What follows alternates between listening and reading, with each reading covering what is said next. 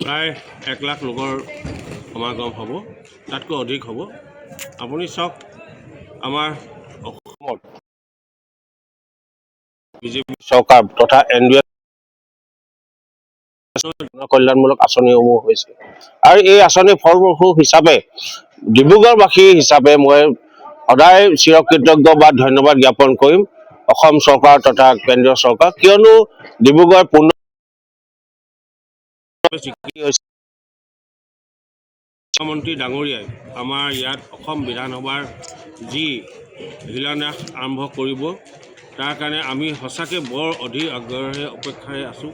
লগতে আমাৰ ইয়াত এটা বৃহৎ জল প্ৰকল্প অৰ্থাৎ বানপানী হোৱাৰ কাৰণে যিটো আমাৰ ইয়াৰ ৰাইজৰ দুৰ্ভোগ হয়, তেনেকুৱা বৃহৎ 14টা আঁচনি ইয়াত উদ্ঘাটন কৰিব, ইয়াৰ পৰাই ফিতা কাটিব। লগতে পূৰ্ণ গতিত চলি থকা বা শেষ পৰ্যায় হোৱা আমাৰ ষ্টেডিয়ামটো সকলো দিশৰ পৰা উন্নত মানৰ এই ষ্টেডিয়ামটো কালিলৈ গৃহমন্ত্ৰী ডাঙৰীয়াই ফিতা কাটি খেলুৱৈসকলক আৰম্ভ কৰি দিব আৰু লগতে বিভিন্ন ধৰণৰ জলকল্যাণমূলক